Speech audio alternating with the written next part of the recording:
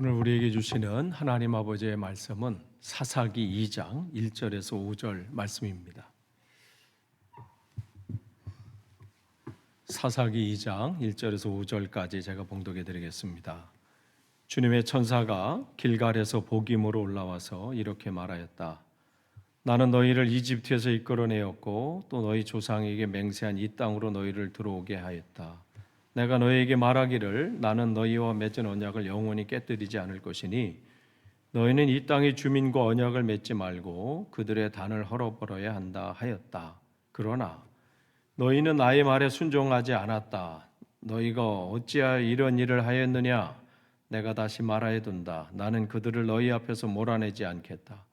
그들은 결국 너희를 찌르는 가시가 되고 그들의 신들은 너희에게 우상을 숭배할 수밖에 없도록 올가매는 올무가 될 것이다. 주님의 천사가 온 이스라엘 자손에게 이 말을 하였을 때에 백성들은 큰 소리로 울었다. 그래서 그들이 그 장소의 이름을 복임이라고 부르고 거기에서 주님께 제사를 드렸다. 아멘. 오늘 이 금요기도에 참석하신 여러분들을 주님의 이름으로 환영하고 축복합니다. 이제 지난주까지 우리가 이제 여호수아를 살펴봤어요. 오늘은 이어서 이제 사사기를 보도록 합니다. 여호수아가 이제 죽은 후부터 이스라엘의 초대 왕이었던 사울 왕에 등장하기 전까지 대략 한 350년에서 400년 정도 그 기간을 다루고 있는 책이 사사기입니다. 그런데 대부분의 신학자들이 이때를 영적인 암흑기다 이 얘기를 합니다. 그도 그럴 것이 사사기 마지막 구절을 이렇게 요약하고 있기 때문에 그렇습니다. 뭐라고 요약하냐면 그때에는 이스라엘에 왕이 없었으므로 사람들은 저마다 자기 뜻에 맞는 대로 하였다. 이게 사사기의 맨 끝을 이렇게 맺어요. 그런데 그냥 이렇게 보면 어떻게 그 여호수아를 통해서 여호수아가 하나님의 은혜를 다시 반복해서 말씀해주고 가르쳐주고 당부하고 하나님의 은혜를 잊지 말아라 계속해서 했는데 그들이 잊어버린 것이죠.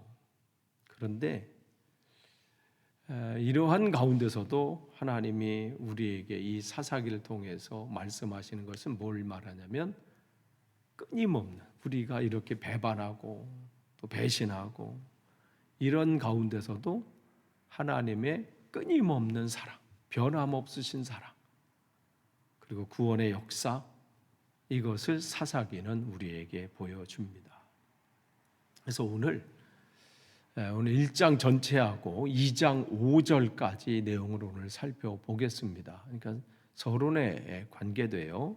이 부분을 통해서 어떻게 이 사사 시대가 영적으로 이렇게 혼탁해지고 그런 이유가 뭔지, 그 원인은 뭔지 그 부분을 살펴보는 것은 그냥 단순히 그 당시 원인이 이랬구나가 아니라 오늘 우리를 점검하는 거예요. 우리에게는 그런 원인은 없는가? 나는 괜찮은가? 이걸 점검하는 시간이 되어야 됩니다. 그들의 그 원인의 대표적인 것은 뭐냐면 불순종이에요. 그러니까 그들 생각에는 이 정도면 됐겠지 했지만 하나님은 우리에게 어느 정도가 아니라 온전한 순종을 원하신다는 것이죠. 그래서 사사기 1장 1절은 이렇게 시작됩니다. 여호수아가 죽은 뒤에 이렇게 시작을 돼요. 이제 이 여호수아 이제 모세가 죽고 이제 여호수아가 세워지고 그래서 신앙이 이렇게 연결이 돼 있잖아요. 그런데 여호수아가 죽은 다음에는 그 뒤를 이을 지도자가 세워지지 않았습니다. 그런데 이게 이스라엘의 위기일 수도 있고요. 기회일 수 있습니다. 그 전까지는 사람을 보면서 뭔가를 하나님을 바라봤다면 이젠 그들은 직접 하나님을 구하고 바라보는 그러한 시간이 되어야 되고 또한 거기에는 누가 있냐면 제사장과 레위인들이 있어요. 그들이 비로소 이 출애굽과 또 이 레위기 쭉 오면서 하나님께서 그들에게 무엇을 해야 될지 방식들, 또 그들의 직무, 또 해야 될 일들, 이런 것들을 다 상세하게 가르쳐 주셨고 또 알게 하셨어요. 이제 그들은 이제 그것을 가지고 이제 사명을 감당하기만 하면 됩니다. 특별히 레위인들에게는 땅을 분배하지 않고 각 지역을 다 가면서 1인당 한 12명 정도의 사람을 신앙 교육하는 그 중요한 직책을 받았습니다. 그러니까 그들이 이제 그들을 통해서 그들은 하나님을 보도록 이끌어야 되는 사명이 제사장과 레위인들에게 있었다는 것이죠. 그러면서 그들은 보이지 않는 하나님을 그 말씀을 통해서, 가르침을 통해서 그들에게 보여주는, 그러면서 그들은 내 안에 그 주님을 모시고 살아야 되는 그 중요한 기로에 지금 있는 것이 사사기입니다. 그러면서 1절에 계속 보면 이스라엘 자손이 주님께 여쭈었다. 우리 가운데 어느 지파가 먼저 올라가서 가나안 사람과 싸워야 합니까? 여기서 여쭈었다라고 하는 것은 하나님의 뜻을 깊이 탐구했다는 거예요. 더 묵상하고 어떻게 해야 되는지, 그러니까 결정하고 분별하고 선택할 때 어떻게 해야 되는지. 그러니까 그 전까지 이제 이 여호수아를 통해서 배웠던 그러한 것들이 아직까지 효력을 발휘하는 것이죠. 그래서 전쟁 앞에서 자기의 계획과 또 자기의 어떠한 이 논리로 전쟁을 시작하지 않고 하나님 앞에 기도함으로 어떻게 해야 됩니까? 누가 먼저 나가야 됩니까? 이 모습을 그들은 이제 우리에게 이제 보여주고 있는 것이죠. 그러니까 하나님께서 유다 지파에게 이제 먼저 올라갈 것을 명령합니다. 그러면서 유다는 혼자 가기 전에 자기의 같이 이게 머물러 있는 같은 땅에 있는 시므온과 함께 합해서 전쟁에 나갑니다. 그럴 때 하나님께서 성경은 분명하게 우리에게 말합니다. 1장 4절에 보면 하나님께서 넘겨주셨다. 그러니까 유다 지파와 시므온 지파가 나가서 거기 있는 가나안 족속과 싸우는데 그들이 전쟁에서 이겼다가 아니라 그 땅을 하나님께서 성경 분명하게 기록하고 있어요. 넘겨주셨다. 그러니까 유다 지파나 시므온 지파가 뭘 잘해서가 아니에요. 하나님께서 그들을 통해서 하나님께서 일하심을 또 사사 시대에 충분하게 또 보여주신 것이죠. 그러면서 베색 전투가 있었는데요. 거기서 거기 지도자였던 적장이었던 아도니 베색을 뒤쫓아가서 사로잡아서 엄지손가락과 엄지발가락을 잘랐다. 이 고대 근동의 이 포로들을 대하는 모습이에요. 뭐냐면 무기도 잡지 못하고 도망가지도 못하게 하는 고대 근동의 형벌이 바로 이거였는데 7절에서 이 베색은 뭐라고 얘기하냐면 아도니 베색은 내가 예전에 70명이나 되는 왕들의 엄지손가락과 엄지발가락을 잘라내고 나의 식탁 밑에서 부스러기를 주워 먹게 하였더니 하나님이 내가 한 그대로 나에게 갚으시는구나 탄식을 해요. 그러니까 그러면서 예루살렘으로 끌려 올라가게 되고요. 이제 이방조차 왕도 신문대로 거두게 하시는 하나님의 공의를 이제 인정할 수밖에 없는 정도로 이스라엘의 지금 영향력이 지금 이 가나안 땅에 지금 이제 깊이 지금 뿌리박고 있는 이제 그 시작점에 있는 것이죠. 그런데 여기까지는 참 좋아요. 기도하고 출전하고 또 그 안에서 하나님께 진멸하라고 했을 때 또 진멸하고 그 말씀대로 잘 시작은 돼요. 그런데 1장 8절서부터 분위기가 묘해집니다. 처음에는 승리의 기록들이 이어지지만 점차 가면서요 쫓아내지 못했다라고 하는 내용들이 등장하기 시작을 해요. 그러니까 성경을 읽을 때 우리가 그냥 뭐 이렇게 해서 누가 하는구나 아니라 그 분위기를 볼 수도 있어야 돼요. 그러니까 7절까지는 쫓아내고요. 기도함으로 또 그 사명을 감당하고 또 쫓아내고 또 하나님이 거기를 또 차지하게 하시고 그런데 쫓아내지 못하였다라고 하는 표현이 등장하는 것은 거기서 영적인 이제 비극의 서막이 이제 울려 퍼지게 되는 것이죠. 유다 지파, 여기서 이제 전쟁에 나간 유다 지파의 정복 전쟁을 보면 누가 먼저 기억나냐면 여호수아 14장에 나오는 갈렙을 우리는 기억합니다. 유다 지파의 갈렙. 그의 나이 85세임에도 불구하고 뭐라고 얘기했어요? 저 산지를 내게 주십시오. 근데 그 산지가 그냥 만만한 산지가 아니에요. 단지 높은 정도가 아니라 거기가 어떤 곳이에요? 거기가 기럇 아르바잖아요. 기럇이라고 하는 것은 마을이라는 뜻이고 아르바라고 하는 장수. 그러니까 그 사람이 고향이기도 하면서 거기 있는 사는 사람들이 거인족들이에요. 그러니까 모든 땅을 분배받을 때 거기는 엄두도 못 냈던 땅인데 이 갈렙은 아니 그 땅조차도 하나님이 약속의 땅이라면 누군가는 거기를 감당해야 되지 않겠느냐. 제가 그래서 지난주에 말씀을 드렸어요. 아무도 섬김의 자리, 봉사의 자리, 어떠한 수고의 자리에 안 가겠다고 하면 주님께서 나라도 가겠습니다. 이게 갈렙의 모습이었거든요. 그러면서 어떻게 해요? 그 땅의 문표를 바꿨다고 그랬죠? 헤브론으로. 하나님이 차지하신 땅. 이렇게 바꾼 거예요. 그런데 19절에 같은 유다 지파예요. 19절에 어떻게 했냐면 주님께서 유다 지파 사람들과 함께 계셨으므로 그들은 산간 지방을 차지할 수 있었습니다. 그러나 낮은 지대에 살고 있는 거민들은 철병거로 방비하고 있었기 때문에 쫓아내지 못하였다. 성경은 여기 뭐라고 하냐? 유다 지파 사람들과 누가 함께 계셔요? 주님께서 함께 계셨으므로. 그래서 차지할 수 있게 하신 거예요. 그런데 어떻게 해요? 갈렙도 마찬가지예요. 그 산지를 갈렙이 무슨 대단해서가 아니에요. 하나님을 향한 그 믿음 때문에 거기를 차지하게 하셨단 말이죠.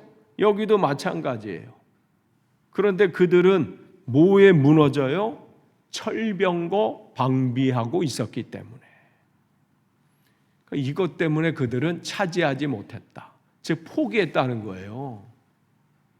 그러니까 그들에게는 능력의 부족이 아닙니다. 하나님이 함께 하시면 똑같아요. 갈렙이나 지금 여기 유다 지파나. 근데 뭐의 문제예요? 능력의 부족, 능력의 문제가 아니라 믿음의 부족입니다. 이게 문제가 되는 거예요. 우리의 삶의 앞에서도 마찬가지. 그래서 그들의 결과는 쫓아내지 못하였다. 이 말의 원의 뜻은 뭐냐면요, 쫓아내지 않기로 결정했다 이거예요. 그러니까 자기들 눈에 볼 때 어떻게 해요? 철병거를 본 순간 지레 겁먹고 아유 이거는 안 돼.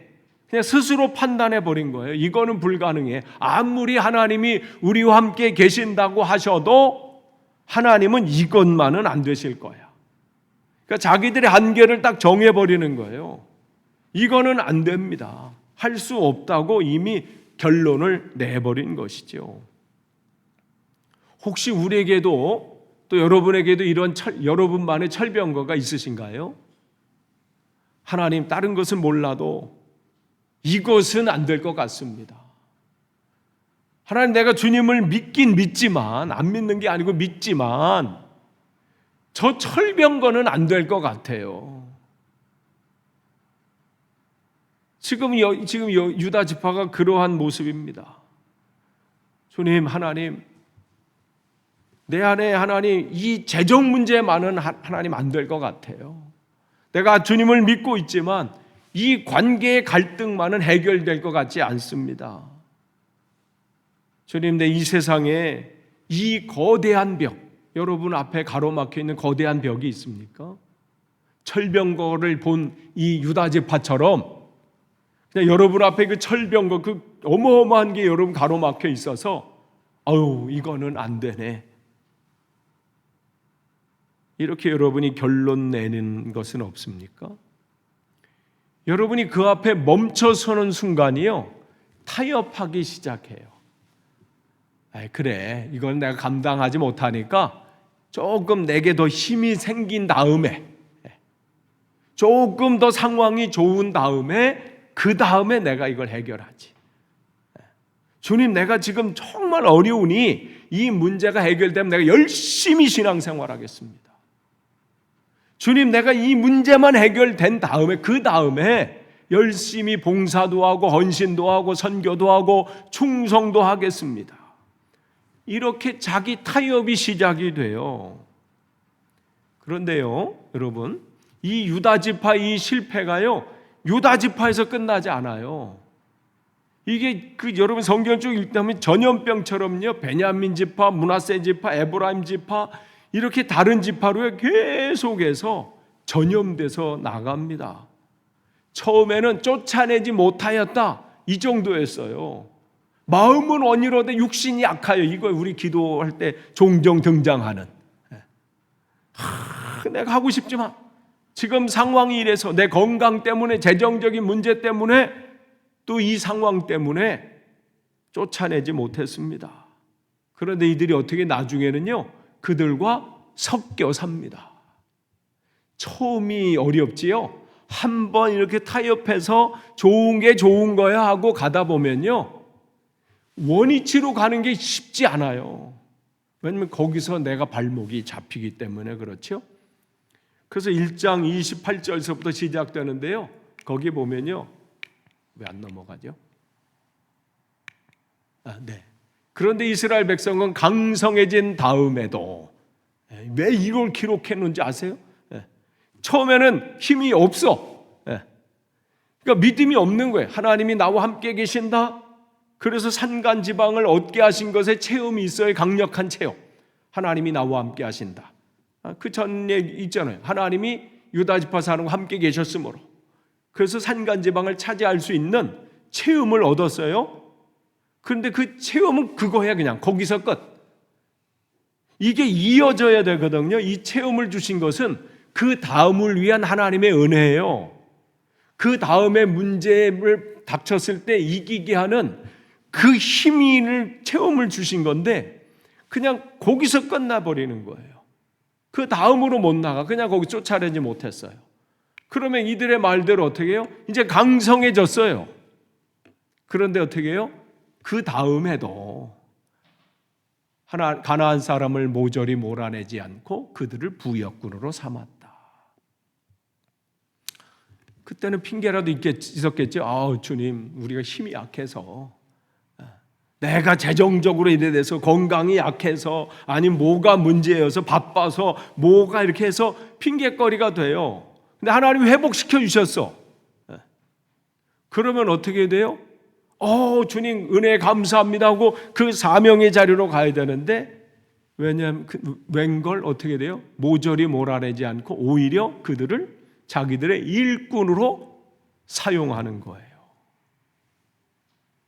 이스라엘이 약해서 쫓아내지 못한 것이 아니었습니다. 힘이 생겼을 때도 쫓아내지 않았습니다. 왜 그래요? 자기들의 생각에 경제적인 관점으로 보니까 유익한 거야. 그동안은 자기들이 힘든 일을 다 해야 되는데 이 사람들을 쓰면 힘든 일을 이들이 해버리면 돼. 내가 수고하지 않아도 돼요. 철저히 진멸하라는, 즉 관계 속에서 너희의 문화를 온전히 정착해서 그들에게 하나님 나라의 그 영향력을 끼쳐라, 이 말씀을 하시는 것인데, 오히려 어떻게 해요? 주님, 요즘 세상은 그렇게 돼서는 안 됩니다. 저들의 힘을 얻어야 합니다. 여러분, 그리스 신화의 트로이 목마를 잘 아실 거예요. 그 트로이 사람들은 그 거대한 목마를 전리품으로 착각했어요. 그래서 그 목마를 들여오는데 자기 성문이게 못 들어와. 그러니까 어떻게 거기를 부수잖아요. 그거를 들여오기 위해서. 그 안에 뭐가 있는지를 모르는 거야. 그냥 그 눈앞에 보이는 것만 좋아하는 것이죠. 이 남겨둔 이 가나안 사람들, 이 사람들이 결국은 이스라엘 사람들의 신앙을 무너뜨리는 트로이 목마가 되었습니다. 우리도 때로는요, 세상이 주는 그 달콤함 때문에 그 영적인 트로이 목마를 우리 가정과 또 교회와 내 인생에 방치할 때는 없는지 점검해야 돼요. 내 눈에 보기에 좋은 게 다 좋은 게 아닙니다. 인간의 타락의 시작이 뭐냐면 내 눈에 보기에 좋았더라 이거예요. 보암직도 하고. 그런데 하나님께서는 이들의 이 타협에 침묵하지 않으세요. 그냥 쳐다만 보지 않으십니다. 2장 1절에 뭐라고 되냐면 주님의 천사가, 개역개정은 여호와의 사자가 이렇게 나와요. 주님의 천사가 길갈에서 복임으로 올라와서 이렇게 말합니다. 길갈에서 복임으로 올라와서. 길갈은 어떤 곳이에요? 그들이 요단강을 건너와서 12돌을 딱 세우고 그곳에서 하나님 앞에 우리는 하나님을 순종하는 백성이 될 것입니다. 그리고 자손들에게 이 돌이 뭡니까? 그러면 하나님이 여기까지 우리와 함께 하신 그 하나님을 보여주는 그 돌이었잖아요. 근데 그 길갈이었어요. 근데 복임은 무슨 뜻이에요? 우는 자들이라는 뜻이에요. 우는 자들. 그러니까 지금 요 길갈에서 복임으로 올라왔다는 그냥 이 지명의 이름이 단순히 그냥 길갈 복임 그냥 넘어갈 게 아니라 이들의 지금 영적인 이 이스라엘 백성들의 지금의 영적인 상태가 어떠한지를 요 두 지역을 통해서 우리에게 보여주는 겁니다. 그 전까지는 여호와의 승리였어요. 어느 곳으로 가든지 하나님의 승리하심을 그들이 목격하고 체험했고 또 자녀들에게 그것을 보여주고 가르치는. 그런데 지금 뭐예요? 우는 자가 돼버리는 거예요. 그러면서 이 얘기를 하는 것이 여호와의 사자가, 주의 천사가, 하나님은 신실하게 너희들 이집트에서 이끌어내고 너희 조상에게 맹세한 이 땅으로 너희를 들어오게 하였다. 즉 하나님은 신실하신 하나님이 약속의 하나님임을 알려주는데 너희들은 그 언약을 파괴했다. 이 얘기를 하는 거예요. 너희들은 언약을 파괴했다. 그러면서 뭐라고 말씀해요? 너희는 이 땅의 주민과 언약을 맺지 말고, 그러니까 언약을 파괴했기 때문에, 그리고 그들의 단을 헐어야 한다. 그러나 하나님의 탄식이 나와요. 너희는 나의 말에 순종하지 않았다. 너희가 어찌하여 이런 일을 하였느냐. 이거는 처음 아담과 하와가 타락했을 때 하나님이 탄식하면서 아담과 하와에게 이 질문한 그 내용과 맥락이 같습니다. 그러면서 무서운 경고가 그들에게 이어져요. 2장 3절에 뭐라고 그래요? 내가 다시 말하여 둔다. 나는 그들을 너희 앞에 몰아내지 않겠다. 그들은 결국 너희를 찌르는 가시가 되고 그들의 신들은 너희에게 우상을 숭배할 수밖에 없도록 올가매는 올무가 될 것이다. 가시, 함정 이런 뜻이 되는 거예요. 이 소리를 듣고 백성들이 뭐해요? 울기 시작합니다. 통곡하는 거예요. 그런데 이 눈물은요, 그들이 진정한 회개의 눈물이 아니었어요. 그럼 그 다음을 우리가 살펴보면 알 수 있어요. 그러니까 요 우는 거를 우리 보면 이들이 이제 정신 차렸나 보다 이렇게 생각할 수 있어요. 근데 여러분 스스로도 마찬가지고요. 여러분의 신앙생활할 때 이거 여러분 착각하시면 안 돼요. 감정적인 뉘우침이 있어요. 어떤 말씀 듣고 찬양하고 뭐 하면서 막 감정이 복받치고 눈물 흘려. 거기서 더 나아가야 돼요. 그거는요, 그냥 자기 이 속에서 있는 자기 연민이에요. 이게 자꾸 반복되면요, 그래도 나는 하나님 앞에 눈물 흘리면서 바로 서려고 애썼어. 이렇게 돼버리는 거예요. 근데 이들은 어떻게 해요? 눈물은 흘렸어요. 감정적인 뉘우침은 있었어요. 그런데 뭐가 없어요? 삶의 방향에 유턴이 없어요. 그 길은 계속 가면서 눈물만 흘려. 그래서 사사기는요, 계속 배반하고, 그럼 하나님이 징벌하고, 그들이 또 회개하고, 그러면 또 하나님이 다시 그들을 돌이켜 주시고, 이 네 가지 서클이요 계속 돌아. 배반, 회개, 징벌, 회개, 또 하나님의 은혜, 구원하심. 그러니까 그때마다 감정적인 뉘우침, 하나님이 요구하시는 것은 이 감정적인 뉘우침 여기서 끝나는 것이 아니라 영적인 돌이킴을 우리에게 요구하셔요. 그 자리에서 유턴해라. 계속해서 질질 거기 끌려다니지 말고 유턴하라는 것이죠. 가나안의 우상을 깨뜨리고, 그거 깨뜨리면 이 농사 안 되면 어떻게 되죠? 이 문제 잘못되면 어떻게 되죠? 내 자녀 잘못되면 어떻게 되고, 이 사람과의 관계가 끊어지면 어떻게, 그 안에 모든 게 있으니까 어떻게 해요? 계속 그걸 부둥켜 안고 가는 거예요. 하나님은 우상을 깨뜨리고 그 습관을 잘라내고, 이게 없는 눈물은요 그냥 자기 연민이에요. 나같이 불쌍한 것. 사사기 내내요 그들은 이 죄를 반복해요. 그러면서 오늘 요 1장서부터 2장 5절까지 우리에게 두 가지 하나님께서 강력한 영적인 교훈을 우리에게 주십니다. 첫 번째는 100% 순종이에요. 99%도 안 돼요. 하나님이 원하신 건 100%예요. 깨진 유리창의 법칙이라는 게 있어요. 1982년 미국의 범죄학자 제임스 윌슨과 조지 켈링이 처음 발표한 범죄학 이론인데요. 어떤 건물의 유리창 하나가 깨진 채로 계속 방치되면 사람들의 생각에 이 건물은 사람들이 관리 안 하나 보다. 그러면서 그리고 옆에 거 하나 또 깨트려도 별 문제 없겠구나. 이런 무의식적으로 이렇게 생각을 한다는 거예요, 사람들이요. 그러면서 나머지 유리창도 깨지고요. 그러면서 그곳에 쓰레기를 버리기 시작하고, 그러면서 범죄의 온상이 되어버리는. 그게 이제 조사해 보니까 그렇게 된다는 것이죠. 그러니까 사소한 그 방관, 사소한 그 방치, 그것이 심각한 범죄를 일으킨다는 거예요. 그러니까 유리창 하나가 깨진 채로 그냥 발견되면 그 건물이 버려진 줄 알고 그냥 쓰레기를 버리기 시작한다는 거예요. 우리가 집 앞에 이쪽 갈 때도 그런 것 같아. 풀이 앞에 막 우거지면요, 애들이 가다가 거기다 쓰레기를 막 버려. 버려도 안 보이니까. 그래서 우리 집 한번 풀 이렇게 깎으면요, 깡통 나고 별게 막 나와.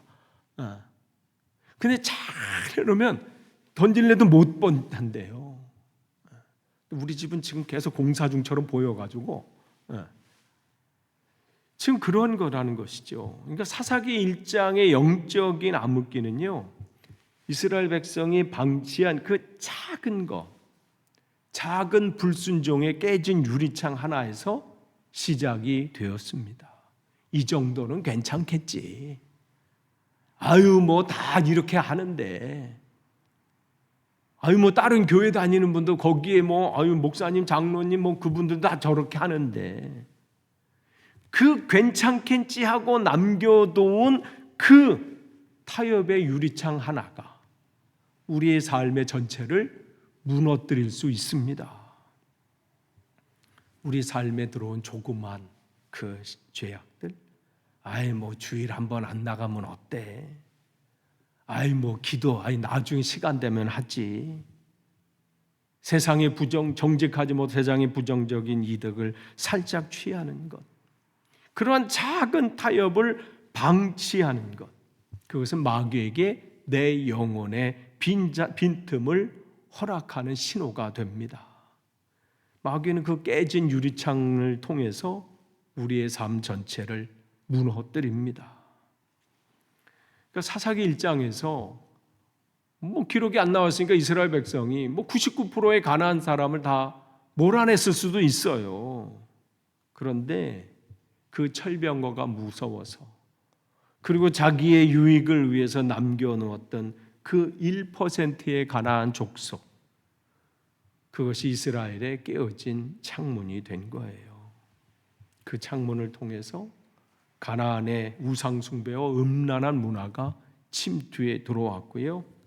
결국은 350년에서 400년이라고 하는 영적인 암흑기가 이스라엘에게 찾아오고 말았습니다. 사무엘이 등장하기 전까지 이스라엘은 그 암흑기에서 헤매일 수밖에 없었습니다. 두 번째, 여러분 가시를 제거하셔야 돼요. 토마스 아켐페스는 우리가 십자가를 피하려고 하면 할수록 우리가 짊어져야 할 십자가는 더 무거워진다 했습니다. 우리가 하나를 그냥 무시해 두면요, 그것이 결국 나를 힘들게 하는 것이 돼요. 이스라엘 백성이 바로 그렇게 됐어요. 그냥 가나안 족속을 그냥 남겨둔 것이 결국은 이스라엘을 괴롭히는 존재가 되었습니다. 여러분이 신앙생활 하는데 여러분을 방해하고 찌르는 가시는 무엇입니까? 끊어내지 못한 중독은 무엇입니까? 세상적인 가치관입니까? 그것을 여러분 지금 끊어내지 않으면요, 여러분 계속 붙들고 있는 게 있어. 이거 내가 끊어야지, 그만둬야지, 이거 해결해야지 하고 있는 것을 여러분이 끊어내지 않으면요, 평생 그것이 여러분의 옆구리를 찌르는 가시가 되는 거예요. 올무가 될 것입니다. 그러니까 이 말씀을 통해서 그냥 과거 이스라엘 백성이 아니라 이 시대 21세기를 사는 저와 여러분이 오늘 들어야 되는 거예요. 나에게 끊어야 될, 제거해야 될 가시는 뭔가, 이걸 점검해야 돼요. 그 단호할 때 하나님이 그때 역사를 하십니다. 끝을 맺습니다. 오늘 우리는 복임이라고 하는 통곡에서 다시 길갈의 그 영광으로 돌아가야 합니다. 통곡만 하고 있어서는 안 돼요. 이제는 우리를 통해서 하나님의 영광이 드러나야 돼요. 하나님의 영광이라는 것은 영광스러운 광채거든요. 우리가 무슨 그런 힘과 능력이 어디 있어요? 우리를 통해서는요, 아무것도 나타나질 않아요. 그런데 우리 안에 계신 빛이신 주님이 우리를 통해서 일하실 때 등잔인 우리가 그 빛을 드러내는 거예요. 저와 여러분 빛이 아닙니다. 우리 안에 계신 빛이신 주님이 우리를 통해서 그분의 빛을 드러내시는데, 그것은 그 가시와 온전히 주님 앞에 온전히 헌신한 그 사람을 통해서 역사하십니다. 단순히 하나님의 음성에 감정적으로 반응하지 마시고, 그냥 찬양했을 때 들어오는 그 노래나 거기에 대한 감정, 찬양 예배 때 가졌던 그러한 감정들, 또 말씀 들었을 때 어떤 감동의 눈물 흘림, 그 정도의 반응이 아니라 삶의 방향을 돌이키는 진정한 회개의 결단이 있어야 돼요. 근데 그 순종과 가시를 빼는 건요, 정말 살을 애한 결단이 없이는요, 또 제자리로 갑니다. 그래서 주님께서 결단하면서 오늘 여호와의 사자가 너희가 어찌하여 그렇게 행했느냐, 이것은 주님께서 우리를 정죄하기 위해서 말씀하시는 것이 아니라 너무 사랑하셔서 그 자리에 그냥 뭉개고 앉아있으면 그 인생이 망하니까 살려면 돌아오라는 거예요. 네가 살려고 한다면 돌아와라. 우리를 너무 사랑하셔서 그냥 적당히 섞여서 사는 것을 원치 않으십니다. 아무쪼록 그럼 이 밤에요, 여러분 앞에 있는 그 철병거를 두려워하지 마세요. 여러분 앞에 있는 그 산지에 있는 그 사람들을 두려워하지 마십시오. 갈렙이 고백한 것처럼 주님이 우리와 함께 하시면, 기뻐하시면 그들은 우리의 밥입니다. 갈렙이 어떤 대단한 능력을 가져서가 아니라 그의 단순한 것은 그냥 하나님을 향한 100% 신뢰예요. 그리고 그를 올가매는 모든 가시를 제거한 것이지요. 아무쪼록 저와 여러분이 우리 남은 인생을 또 하나님께서 주신 귀한 사명을 잘 감당하기를 축복합니다. 기도하겠습니다. 하나님 감사합니다. 오늘도 주신 말씀을 가지고 우리의 삶을 점검해 봅니다. 나는 지금 어떠한가? 적당히 세상과 타협하면서 살고 있는 것은 아닌지, 좋은 게 좋은 거다 하면서 결단하지 못하고 오늘도 또 무너지고 있는 것은 아닌지, 하나님, 이제 때가 되었습니다. 이제 결단하고 하나님 앞에 온전히 100% 순종하고 가시를 제거할 수 있는 용기와 믿음을 허락해 주옵소서. 예수님의 이름으로 기도합니다. 아멘.